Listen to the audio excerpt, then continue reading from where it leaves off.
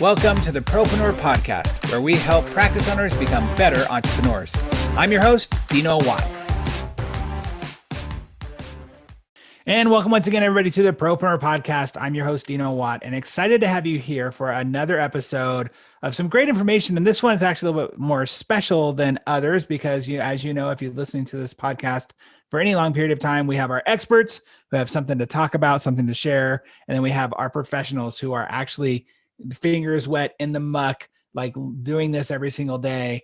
And today we have the best of both worlds because we get to merge that together with our guest, Alfred Griffin. And we're going to get to him in just a moment. But before we do, I always want to, again, have another shout out to all of you and just thank you for supporting this podcast, promoting it to your friends and colleagues, because as always, our goal is to bring you the best practices possible to help you grow your practice and help you grow yourself as a person. So that being said, thank you so much for being a part of our show every single week. All right, let's get things started with our guest today, Alfred Griffin. Alfred, welcome to the show. Thanks, Dino. It's great to be here. Awesome. I'm so excited to have you. I've known of LightForce and what you guys are doing out there for a couple of years now. As you mentioned, we just actually saw each other. Well, not just a year ago, saw each other, which after this year seems like 3 years ago. But I got to see each other at the MKS Forum, talking about what you're doing and seeing you guys present. So I'm honored to have you on the show. Yeah, no, it's an honor to be here. And for those who've never seen you MC an event, they should. It is quite a show.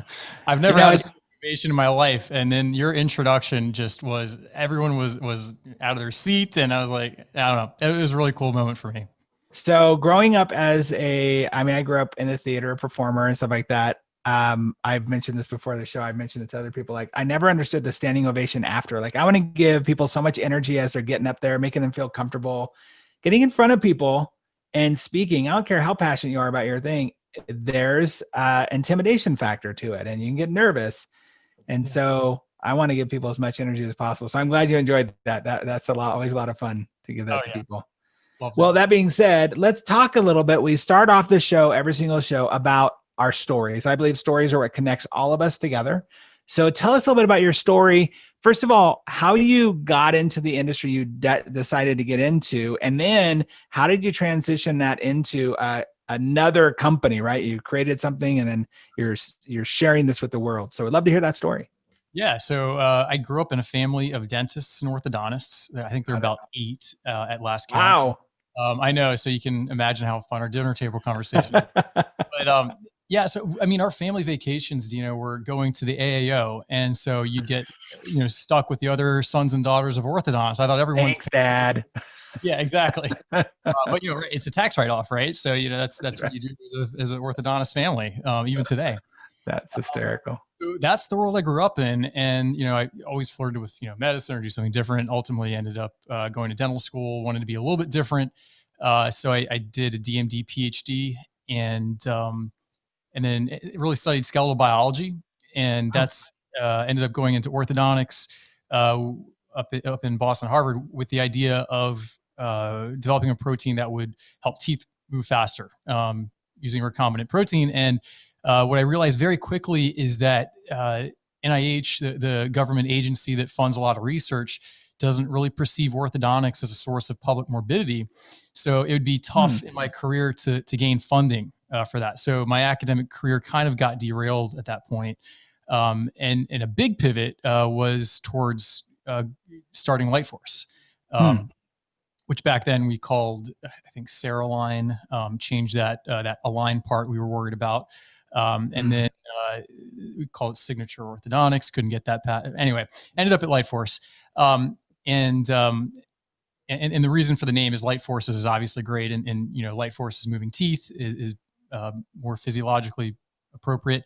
And then light manipulation is at the core of our 3D printing technology. So that's the ideology of the name. But yeah, that was a big pivot, going from thinking that my career was going to be about getting publicly funded grants towards raising venture financing. And that's— that is a big pivot. Yeah, it's a different mindset. Different language. Yeah. Completely different language. And as those listening to your podcast know who've written grants before, grant writing is it's a very logical process. You make sure you dot every I, cross every T, check all the boxes for the government.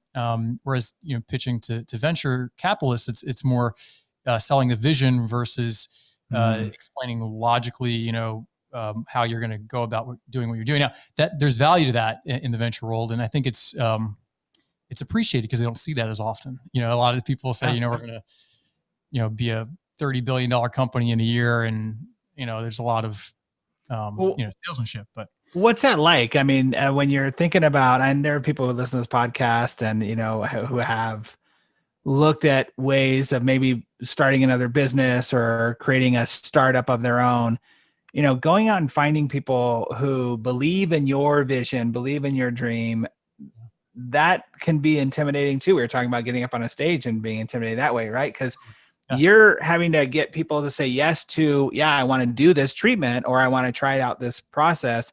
But you're also having on the other end, maybe people who aren't as well-versed in the orthodontic world. They're just looking at the bottom line of the numbers and how is this going to give me a return on my investment, which makes sense, right? They're investors, but that's two different conversations that you're having. So tell us a little bit about that journey. Well, I fumbled quite a bit trying to get into it. And what everyone said is, you've got to find a co-founder. I was taking classes at Harvard Business School at the time because I had the PhD. Try to figure it out yourself? Trying to figure it out. And what I realized quickly is that's not going to do the trick. Everyone's like, you need a little bit more help than what you have right now. So, and that's how I met actually Dr. Lou Schumann, my co-founder, who is, he's an orthodontist. He went to BU, trained under Dr. Gianelli, and has been in the business world. He was with Align. He was the head of global strategy there for 8 years, 2002 to 2009. But that was like the perfect guy for me because A, he's an orthodontist. He understands the world I'm coming from, and B, he's seen, the business side of things. And the biggest thing for me with anybody that I work with is trust. That's the first thing. Can you trust that person? And in a world where venture capital is usually meant, all right, let's skip the orthodontist and go directly to the patients, having someone like Lou Schumann, who was an orthodontist and who really gets where I'm at and what I see the future of the specialty was really important to me. But to answer your question, that was something I struggled with, trying to stay high level enough. I'd go into these venture capital conversations and pitches talking about mesial and distal and extrusive, protrusive. And they're like, what are you talking about, man? Like, dumb it down for us. And then, you get to the finance side and, that was a trial by fire, I guess you could say. How many different meetings did you end up having? What was how many years did that journey go through? Well, we just finished our third financing, and the first one, what was it like? It involved meeting a lot of advisors and leaning on a lot of mentors. And the best thing I ever did was find people who are experts in subjects and just take detailed notes, get to know them really well. And Boston has been an incredible area for that. Really? People. I would say for healthcare, it's the Silicon Valley of healthcare. Wow. If you want to, this is not a knock on Silicon Valley, but you'll see out there a lot more, apps for doing things online, where it's not like, I would say, core technology. It's more like, like a dating platform or some innovative business model that now you can put online. Yeah. And there's nothing wrong with that. There's, and I shouldn't say all that. There's still some great technology out there, but in Boston, what you'll see more is like core robotics technology, healthcare technology, medical device stuff. There's more of a hardware component here in Boston. Did you end up in Boston strategically because you knew that, or did it just so happen to be all dumb fate? I ended up going to residency at Harvard, and I met my wife here, and so I'm here now. There you are. You're stuck. Yeah. But luckily so, because this is it's one of the best places in the world to do what we do at LightForce. You've got one of the major, and I'd say underappreciated things about our technology is our software, not just the product, but the systems and how to scale it. And all the people who are best at that in the world happen to live in Boston. This is where we're neighbors with Forum Labs, Parametric Technologies, Autodesk, GrabCAD. Wow. A lot of Onshape, a lot of great 3D software companies all have their headquarters in Boston. And so for us, it's not about, we do want to pull people who know teeth and things like that, and we have some people from other dental companies, but we also want to pull in some of the best technologists from other industries and say, hey, what can you do with this problem in orthodontics, and bring a new approach to it. And that's, you see us one of the first technologies that has a presence on a browser tab. So a lot of the things that are normally you have to double click on your desktop and open up, you just type into a web address to do with ours. Got it. And So here you are, you're like in this, you happen to be kismet in this place where you need to be to find the right people. You're learning two different ways to pitch what you're trying to do. But let's go down to the root of what was the aha moment that brought you the thought of LightForce, whatever it was called before, but this technology, this thing, what made you go, oh, this is something that's needed and something I'm willing to literally like bet my life on, right? Because I'm eating, sleeping, and dreaming this thing all the time. What was that? It's funny. One of the questions I got from the VCs was, why hasn't someone else done this? Yeah. And part of the answer has to be, if you're an orthodontist, you're going to make a very good living. No one wants to go to making peanuts as a startup founder, when you an orthodontist in the US, which is a fantastic job. So question was, where was the inspiration? Like what made you go? Yeah. So if you're an orthodontist listening to this podcast, you're probably thinking to yourself, yeah, the idea to customize braces is not a brilliant idea. And you're 100% right. It's not. It's like, we've been after this for 50, 60 years. And you can see previous examples of attempts at it.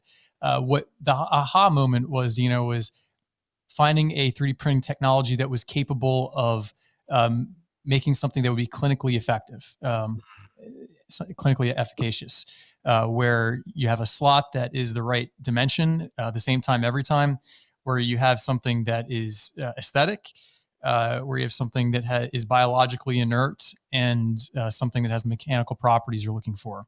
And then having something where you can scale it for everyone in the country, which is its own challenge. Wow. Yeah. So right now, I'm assuming then the advancement of 3D technology, which literally seems like it's advancing every month at this point. How has that been a benefit to what you're doing? I mean, I know your company is basically based around it. Oh yeah. What's the advances been for you? We 3D print everything. And the way to think of LightForce is, our first product is 3D printed brackets. We have, very innovative approach to the indirect bonding tray as well. But really, LightForce is a platform for mass customization in the orthodontic space. And we believe that's going to be enabled by 3D printing. And so what we pride ourselves on is being, A, the best company listening to orthodontists, but B, being the company who knows 3D printing and how that applies to orthodontics and to benefit orthodontists, ultimately to benefit patients. So to answer your question, technology has come a long ways, but like I said, for LightForce, the biggest challenge was not just the 3D printing technology, but the software to power it. Right. That was a huge technology hurdle we had to cross. Then the other side was, so the software and the application development. So being able to do it all cost effectively for many people. Everything we send out 36 unique parts per case.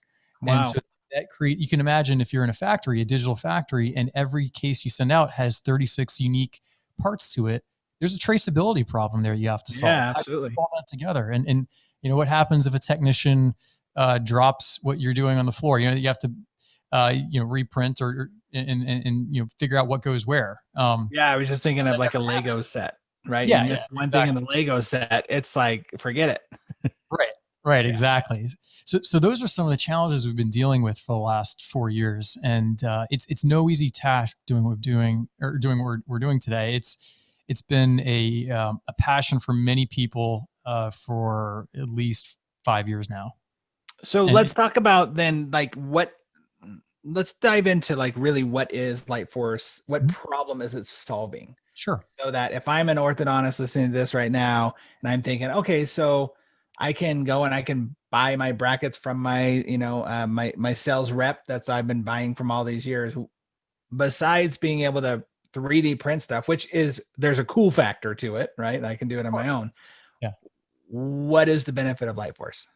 Yeah, totally. The benefit is for the patient and for the orthodontist. In my opinion, it's a no-brainer, and it's where the industry is going to be 100% at some point, whether that's 5, 10, 20 years from now. That's where this industry is going to go. And the reason is because there's a value to customization in orthodontics. We realized that with clear aligners 20 years ago. And we're seeing the business case for it now. You remember when we were at MKS, that was a big topic, is, profit per visit for the doctor. You may not change the numerator, what you charge the patient, but you're going to change how many times you see that patient. So the profit per visit increases tremendously. And the consultants message has shifted from 20 years ago, where you should be using braces and wires to keep your lab fee low, to today you should be using clear aligners because it's going to increase your profit per visit despite the lab fee. Right. And certainly over COVID, when we couldn't see these patients for a long time, we could still make progress because we knew we were starting with the end in mind. Right. And it's been the great story with LightForce, is that a lot of these cases that were bonded pre-COVID, they come back after COVID and look fantastic because the brackets and the setup was started with where the doctor wanted the case to finish at the end. So they're trusting an eye-tie wire to get them to the end in a more linear path. So there's a benefit to the doctor in financially, we've seen, and we're collecting some incredible data right now from our users on that front. And then the benefit to the patient is less disruption to their life. So the modern consumer is the modern patient, and you shop on Amazon versus going to the stores. Oftentimes they watch Netflix versus going to the movie theater, especially now because of COVID. Yeah. And so if they can see an orthodontist 8.5 times, which is what we're seeing as an average, versus 22 times, which is the average for stock braces, that's you've provided a huge value to that patient. They don't have to take time off of school, miss less work, and then just that's the convenience that the modern consumer values. Is that because, and talk to me as if I'm somebody who hasn't heard of LightForce before, is that because the customization allows not as many there are not as many adjustments necessary for the treatment, or why? Yeah. So in orthodontics, we use brackets are like the guide, and the wires like the motor. And if you customize the brackets to be exactly where they need to be, then you can put a straight wire there. And when that straight wire straightens out, you're going to end up in in an ideal finish where you don't need to make adjustments. Whereas today, what we'll do is we'll make sub-millimeter bends by hand with a plier, and try to accommodate for a very unique patient, where unique tooth sizes, unique requirements for angles that the teeth need to finish, to match the jaw sizes, their facial proportions, all that, and a one-size-fits-all bracket. Brackets are not, people don't realize that everyone gets the same brackets when they come into a practice, whether they are, underbite, overbite, class 2, class 3, all that stuff. And so what an orthodontist's job is to accommodate by repositioning brackets and bending wire to match that very unique patient to a one-size-fits-all bracket. And to answer your question, the third benefit to practices is in the TC room, in patient conversion, because that's a very powerful message to patients. When a mom comes in with her son or daughter or father and says, I want the best for my kid. And as an orthodontist, you can say, I'm going to get your son or daughter's teeth to this position because I'm using something that will only fit your son or daughter's teeth to get them to that position. Whereas that's very powerful. Yeah. It's not you don't need to be an orthodontist to get that. Right. Whereas, the guy down the street is using something that they pull, out of a closet that's meant for everybody. Yeah.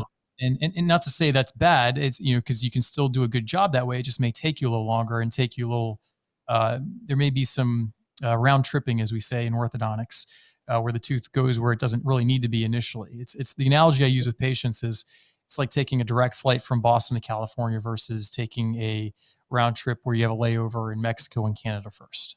Literally just did that yesterday. So I feel bad for you.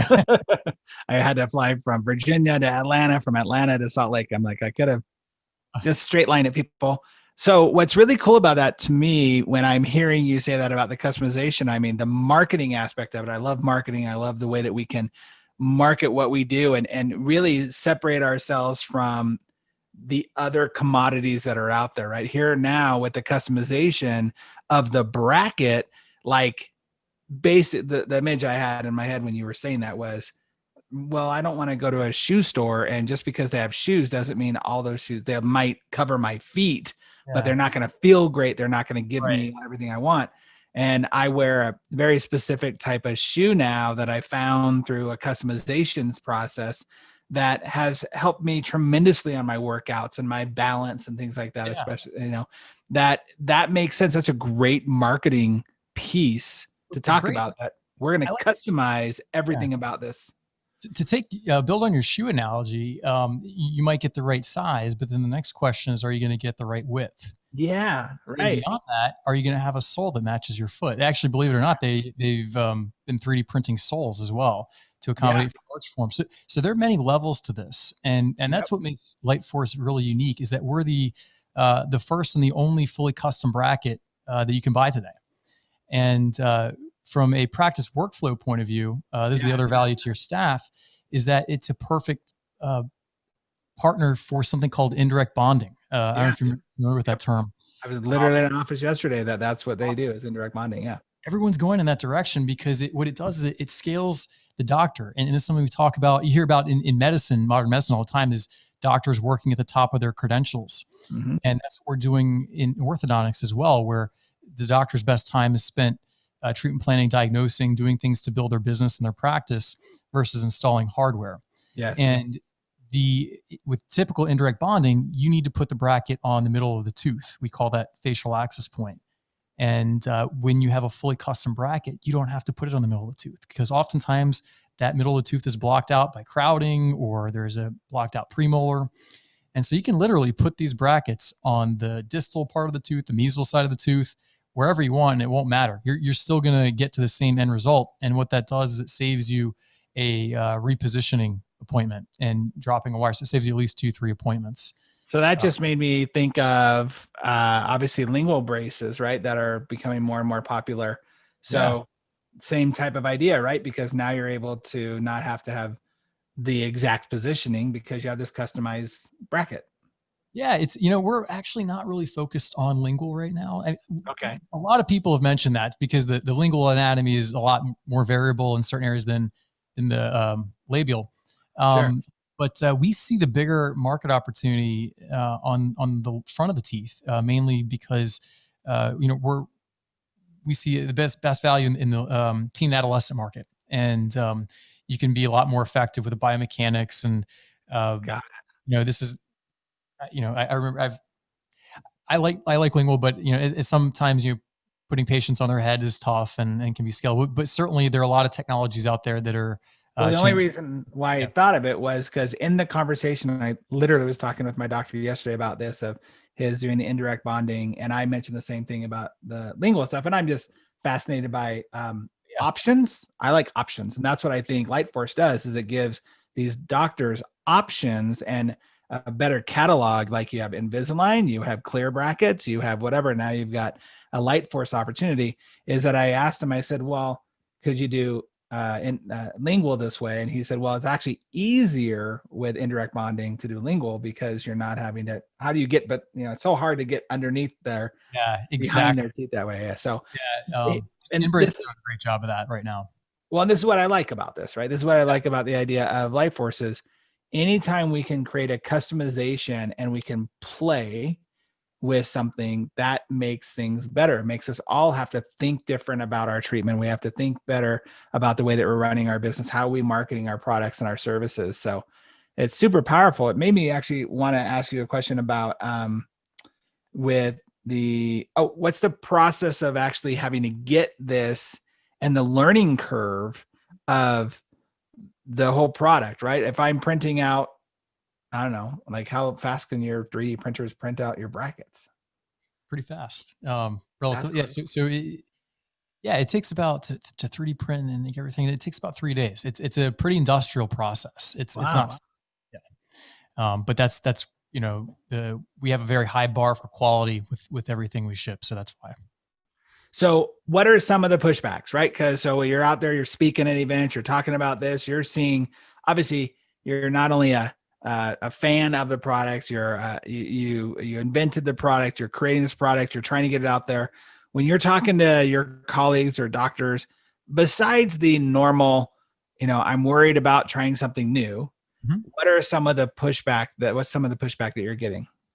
Yeah. So the pushback we're seeing is, a lot of people want to see ROI. They want to see, what's the return on investment for my practice, and that's absolutely where their head should be. Sure. You know, we're in early, or I don't say early, but we're in newer technology to the market. We've only been selling for about a year, so we don't have a ton of data on, finished cases, but we definitely have a bunch of doctors who've done over 100 cases. And so we're starting to see some of those early returns, and the numbers are fantastic. So, in an average teen case, we're seeing 8.5 appointments. And that's very conservative. A lot of practices are seeing even better than that.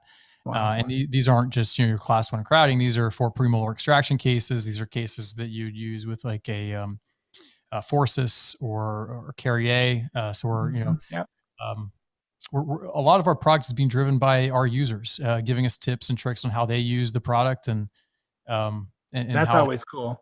Yeah, we're learning as much from them as they are from us about the technology, and really that's I love that it's a platform for a doctor's own philosophy. So back in the day, we used to have MBT, Andrews, Roth, whatever prescription you choose. That usually that has a philosophy that accompanies it. Sure. LightForce is a platform technology that does not have. It is philosophy agnostic, I guess, in the orthodontic space. So it is what you want it to be.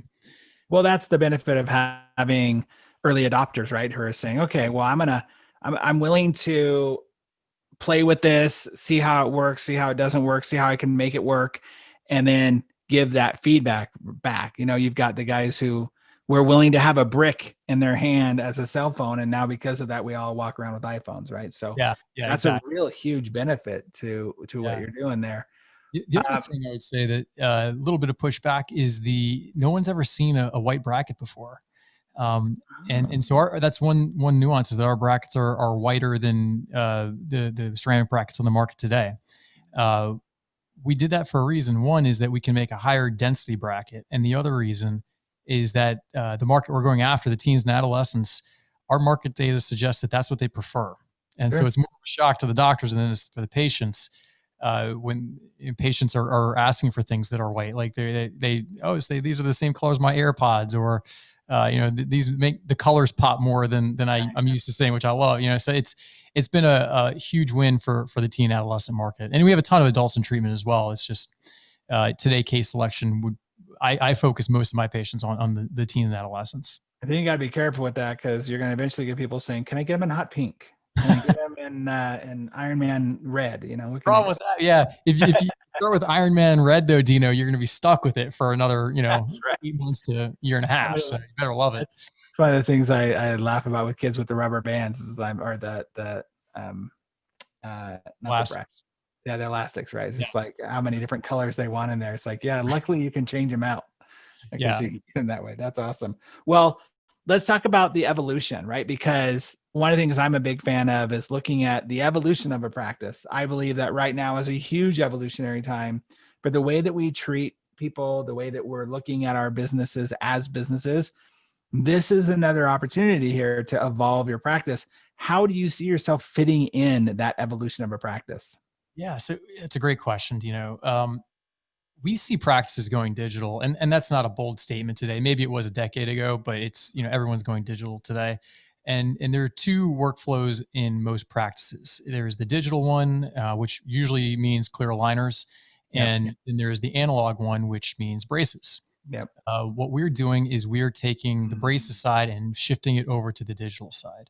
And what that means from a practice workflow point of view is it means every patient that comes in your office, you take a down payment and you take a scan and you say, see you back here in 4 to 5 weeks for your bonding. And that bonding is going to be 30 to 45 minutes, where it's the same period of time and for your staff to bond clear aligner attachments or to bond LightForce. And the doctor, depending on the state you're in, can just give the patient, a high five on the way out the door, because The wires should be laid out before the patient even gets there, because the wire deflection. You can pick it from the software, and Wow. your staff can do the entire bonding procedure for you. Wow. Yeah, and so that we really mean it. Scaling the doctor, and you're the most important. I don't say the most important, Asset but in your business. Yeah. yeah, you're the most expensive asset for sure for a practice, and the most Yeah. expensive person on that payroll. So, Yeah. making the best use of the doctor's time is top priority from a business point of view. Um, 100%. the other thing is from a mentality standpoint. As a doctor, all the orthodontists listening know that feeling. When a clear aligner patient walks in the door versus when a braces patient walks in the door. Aligner patient walks in, you're thinking, all right, I'm going to see if we're tracking. Worst case, do a revision, maybe Mhm. bond an aligner or attachment if need be. But that's the worst that's going to happen here. Right. Whereas, braces patients walk in and you can be nervous, like, do we bond well? Do we, isolate well? Or are we gonna have to rebond brackets? Might have to, make a bunch of bends in the wire. You're not really sure because you're being reactive. Sure. We bond the brackets, or we're sticking them on by line of sight. They don't necessarily, they're one size fits all. And we're not sure what we're doing exactly to the teeth. Mhm. We think we're doing a good job, and we come back and sometimes we're surprised. Whereas with LightForce, it's the same mentality as aligners, where you're starting with the end in mind. Right. Patient comes in with a LightForce case, you're thinking, all right, worst case that maybe the patient chewed on rocks or something like that, but because of the custom base, it's not likely to break off. I know the patient's not biting on any brackets because that's in my digital plan, where I know they're not biting on any brackets, and probably not gonna have to bend any wire because it's an ideal setup. So that I planned. So most likely I'm going to have to tell my assistant to step up the wires, maybe add a power chain or any of the other normal things we do in practice. And that's going to be it. So that's the biggest adoption benefit to what we do is it looks and feels and acts like a bracket. It's just better. It's more customized and it's more scalable. So then I'm assuming too, then your emergencies are dropping off big time You're because absolutely seeing fewer they're not emergencies. going to be coming off of those teeth as easily. Yeah. Yeah. So that's been one of the big benefits is, your custom base means that the cement space between bracket and tooth is consistent across the surface area of that bond, which adds consistency, which is something we care about. We want all the bond strengths to be the exact same, and that's what you get with a fully custom system. You can also do cool things with another part of our platform is custom bite turbos that are indirect bonded, so that you can open the patient up exactly the right amount so they're not hitting the lower brackets.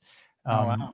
Previously, we'd put a glob of band lock or something like that and open the patient up as much as we think they are, but sometimes they open them up too much, so it's uncomfortable, or not enough and they're still hitting a bracket, and that takes doctor time. So that's another benefit of LightForce as a platform, is that you get to use all of those tooth moving tools in concert, and they work a lot better and more efficiently when they are planned together. Wow. So really, when it comes to the evolution of the practice, you're creating a new opportunity for them to give better service, to be able to, like we talked about earlier, lower down that chair time, the doctor chair time. You're given an opportunity for your team members, your assistants, to actually take over a large portion of what you do, because it in some ways I'm not claiming this, it's not foolproof, but it's pretty close, like, because you are doing that customization, right? It's a perfect fit of that person's tooth. What's the this one has been popping in my head as you've been talking about this. What's the like lag time? You said about 3 days to print, but if I have a patient come in, I'm obviously not able to do same day starts on that. I can do, impressions and scans and whatever I need, spacers or whatever to start them. But I come in today, I say yes to treatment. When am I getting braces on? How soon? It's 4 weeks roughly is what we're doing right now. Our average from order to ship is under 4 weeks, like 3 weeks, 3 and change. Oh, wait, Um, I didn't realize that. So I'm a doctor. I'm ordering it through you. I'm sending you in the plan and you guys are printing it for us. yeah, we do it from a central location in Oh, Massachusetts. Yeah. I Um, was thinking it was in-house printing. oh no. So no, not in-house printing. And you're not the first person to Not think yet. all the time about in-house printed aligners. That's, a big topic at every ortho Sure. conference. Right. But the reality is that, what the technology today is very expensive. It's very large and it's very industrial. So some of the blast furnaces and things that we have that are required to achieve that final density Oh, would be right. fire Yeah. code violation in most practices. So we have to deal closely with like the fire departments. It's a real factor. Okay, that makes a lot more sense because earlier I was thinking, like, what's the material that you're using that's so strong? Because usually it's a plasticky material. I have a 3D printed Darth Vader on my desk, right? I'm like, there's no way you're using this plastic to do that. No. Right. So that makes a lot more sense. Okay. So sorry, they're doing it. You're doing it in your lab. In our lab, yeah, and it's a polycrystalline aluminum oxide, which is what we use a test for our sales team. They have to pronounce that 5 times fast. I was going to say that's really good. Yeah, we have a great sales team, but they it's very dense. It's the same material we use for ceramic brackets today that are injection molded. Only we put it together instead of injection molding, we 3D print it, but we get it to a higher density than injection molding based on our process. Okay. And that involves things that can explode, and so that's why you wouldn't want to have this in your office today. Sure. You never know where technology is going to go, and maybe that happens someday. But I would say 100% not today. Can you imagine that they're going to have like little kilns in their office? Like the 3D printer thing goes over, does it, a little kiln, like a little mini kiln. Yeah. Okay. That makes a lot more sense. So you got about a 4-week lag time between the two, but you're getting that custom bracket that, then you're going to be off to the races. And like you said, have much less patient chair time to do so, much less ERs and all that. Yeah, we thought that was going to be a knock, but no one's actually really brought it up, that you can't do same day starts. I think the big reason is because that's just the same workflow you do with clear aligners. You can't start aligners day one, but you can definitely, financially for a practice, it's the same day start because you get the down payment at the day of scan. Right. One. That's right. Is it the same would you do the same scanning that you do for an Invisalign, or is there a different scanner they have to invest into? No, it's the exact same scanner. Yeah, we work with all the scanners on the market today. We work with, I think, 5. Oh, that's great. That's awesome. Wow. This is cool because I love seeing it when people are really thinking about how are we going to take the industry to the next level? How are we going to, like I said, evolve the practice? And you guys are definitely in the front lines of doing that. And I know for myself, sometimes it's hard to get people to see a different path than what they were taught in school or what quote typical. But once they see that and they open their eyes to it, then you're able to do that thing I was talking about earlier about decommoditizing yourself, becoming something different and unique, and your marketing and the way that you present it. And LightForce seems to be something that's given them that opportunity. Yeah, it is. And I have to say, personally, I'm having the time of my life. I mean, Cool. One of the things I negotiate with our venture capitalists is I'm not giving up being an orthodontist. I love it too much. It's my dad's an orthodontist, and I get to practice a day a week and actually 6 days a month. And the feeling you get from helping somebody can't be replaced. It's it's a chance to use the product and see how it works and improve it. And we have engineers shadow all the time. And I have to say, we have a really passionate group here in Cambridge. That's really passionate about helping orthodontists. And anytime we have an orthodontist come in the office, which we've had a lot more frequently recently, they get treated like celebrities. It's like, what do you think of this? What do you think of that? We've got this new idea. Can we show you this? So it's fun to see a group of such intelligent people be so excited about orthodontics and something that I'm also passionate about. That's paramount, making it collaborative, making it, you're creating a tribe. So I thought of a question, and we're going to get to our 6 questions in just a moment, but because you said how much fun you're having, I would love to hear and maybe you don't have the story, but maybe you do. Do you remember the first person who said yes to getting the LightForce and what that felt like? That's a great question. Yes, I do.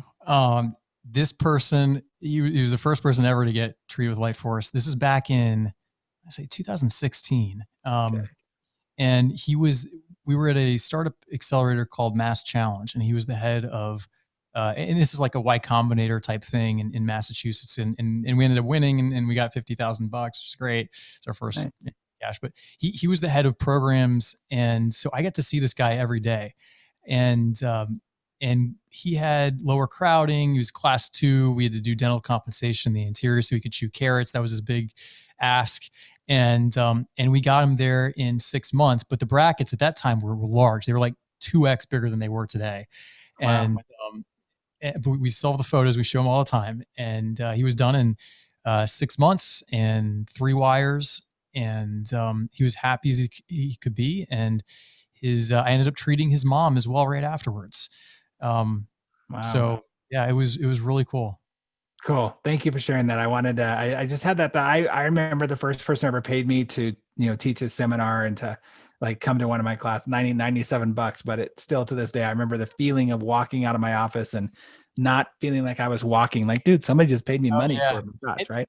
And then I'm just remembering now, when we bonded him, we had, I want to say, no less than 20 people in the room when we did the first. he's got like 20 eyes like of engineers just like keenly looking at him. I was feeling for him, but thank goodness it went really well. Yeah, that's awesome. Well, thank you for sharing that. I think it's so important for us to remember those first, because it keeps us going. It keeps us when the times are rough and challenging. It's working. There's a mission behind it. So that's super powerful. And it's all about the patients. I mean, everything we do is through the lens of, is this good for the patient? And every 2 weeks we do an all hands meeting with the entire company, all 120 people. And the first thing we start with is a patient, LightForce patient, and we review what happened with that patient. And it goes back to our culture, patients first. And so we start every meeting with a patient, literally, awesome. and get to look at the progress. So that's beautiful. That's awesome. Well, man, thank you, Alfred, for so much amazing information that you were able to share today, and just being a guest and very, very open. Thank you for being so open about things. I really appreciate it.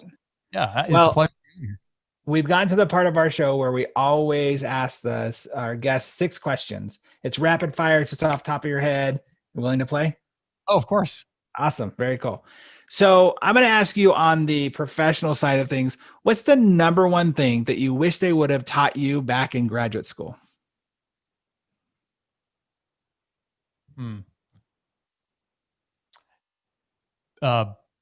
Business. I wish we got more business. I wish we had more, how to run a practice. I think a lot of this stuff you learn by trial of fire. Orthodontists are smart people and very competitive by nature. Right. And, I think we all figure it out, but I think we could all also benefit from a little extra training and residency on that topic. 100%. I'm going to ask you this next question, and then I'm going to ask you if you've read this other book that I'm going to talk about. But what's the book that you believe every practice owner should be reading? Measure What Matters by John Doerr. Oh, great book. Yeah, that's really good stuff. Okay. For what you're doing, I've been thinking about this whole interview. Have you read Play Bigger? No, I haven't. Okay. I'm going to put that out there for you. Play Bigger. It's all about how you're creating your own category in an industry. And category creation. That's my good friend, John Pham, loves that term. Yeah. Okay. So John and I are good buddies too. And he knows exactly this. Matter of fact, that's how we bonded. Was I was like, have you read Play Bigger? And he's like, oh my gosh, I'm interviewing or I'm having a call with one of the authors in an hour. Right. Wow. So that's awesome. So get that book. You're going to love that book. Okay. And speaking of books, and my book, The Practice RX, and if you've ever heard me speak before, I talk about team culture and team performance as the foundation for business growth. As you're talking to doctors, as you're out there in the world, because you're seeing a lot more than most people are, what do you see is the biggest challenge that private practice owners are facing when it comes to their teams and office culture? Great question. I think it's passion. You want to have an office that is very passionate about something, about their culture and doing something, whether that's helping people, growing the business. And I think the leadership starts with the doctor, having a very clear vision for what you want out of that practice, and then uniting that entire staff around finding ways to make them passionate about that vision. And I find that when people are passionate about what they're working on, it doesn't feel like work. It's exciting to them, and it's if you have the right people in the right role, that's very possible. Love it. So true. 100%. You have to have that vision. Love it. Love it. All right. We have three more questions, but the third one is, how do people get a hold of you? Like what's the best way for them to reach out to find out more about you? Well, I get a lot of Facebook messages. So that's one way. Also, Alfred G at LightForceOrtho.com is another way. And we also have people on our website. The best way to get in touch with LightForce is through our website, and you can schedule something with a rep, learn more, and just have a discussion.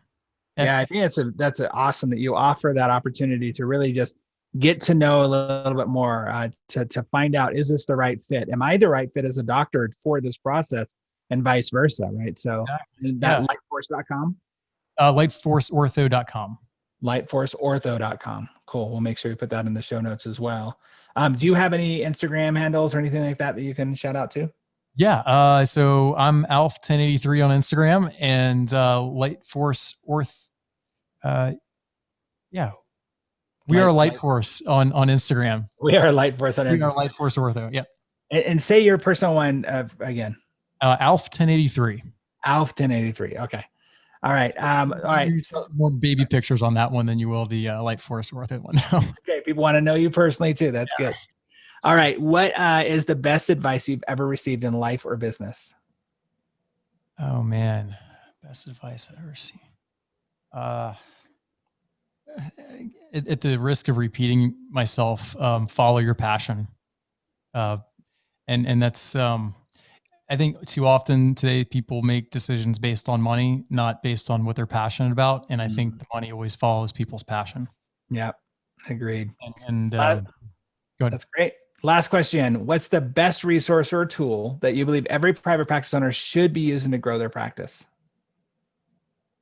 Best resource or tool? You can be selfish. Yeah, I was thinking about being selfish with this one. Obviously, I think thinking about your practice and where it's going to be in the future, and not waiting.